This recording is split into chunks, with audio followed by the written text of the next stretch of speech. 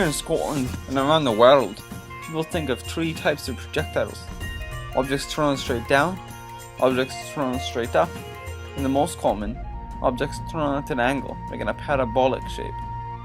This parabolic curve can be broken down into vertical and horizontal vectors to determine the projectile's velocity. Projectile motion is important to me, to my people, because we are a people of war. As we go into battle, we need to know how our arrows will travel and at which angle to shoot them so we can penetrate the enemy's defenses. We determine this with a complementary angle mechanic. For example, if I'm shooting at a 15-degree angle, but the enemy has a wall of shields protecting them, then I can shoot the arrow at a 75-degree angle, get around the wall, since it will travel the same distance at either angle.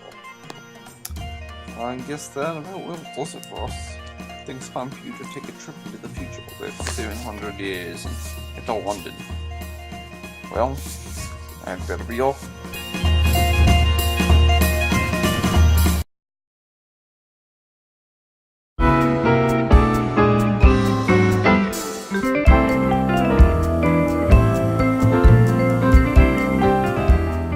Here in London, us guys need to know a little bit about projectile motion. To keep up with security, we need to know how a gun shoots and how a bullet behaves, since it is a projectile. If I were to shoot this gun right now, the bullet would travel horizontally and vertically. However, these two perpendicular vectors exist independent of one another. To find the vertical displacement of a projectile, you use this formula. To get the horizontal displacement, you use this formula. Remember, the horizontal velocity remains constant throughout. To prove that these are independent of each other, I did a little experiment. I took this gun and I shot a bullet straight out, parallel to the ground. At that exact second, I dropped a second bullet from the end of the barrel. Then I watched as both bullets hit the ground at the very same time, although the one I shot went much further than the one I dropped. People often ask us why we carry these big rifles around and don't swap it for a more portable pistol like this. Well, each option has its own strengths. The shorter barreled pistol is a smaller and more portable option. However, the long barrel on the rifle gives the bullet added accuracy, since it has a longer barrel for the projectile to travel through, as well as added velocity, since the energy from the gunpowder is only acting upon the bullet while it is in the barrel of the gun. We up here in Britain would rather give up portability for accuracy and velocity. To hit a target that is an equal height as the initial position of the projectile, you need to aim the projectile above its horizontal so that it does not miss the target low or hit the ground before it reaches.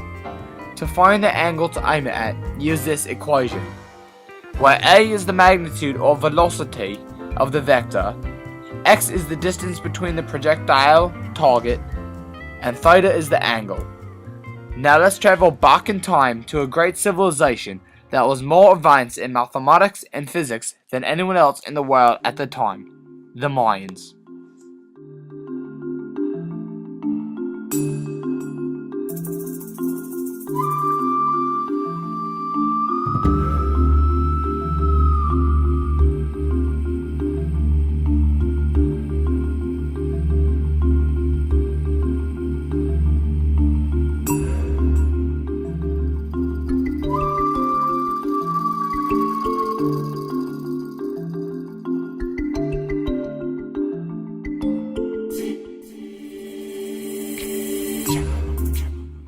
When we talk about projectiles being thrown straight up or straight down, there is not much to calculate since there is no horizontal displacement at all. If you want to find the maximum height of the projectile, take a formula for the horizontal vector and solve for y. Granted, you have the initial velocity of the projectile, since the final velocity would be equal to 0 and g would be equal to the force of gravity constant. Similarly, if you are looking for the time, plug into a different formula and solve for t, assuming that the initial velocity is given and that the final velocity is the negative of the initial velocity. To calculate the time it takes for an object to be thrown straight down to hit the ground, solve for the formula for t, provided that you know the initial velocity and the distance the object is from the ground. To find the distance down, simply solve for y if you are given the initial velocity. Eso fue fácil, ¿verdad? Now it's time to head up to the North Country to meet some people who can help you understand an additional physics topic related to projectile motion, free fall.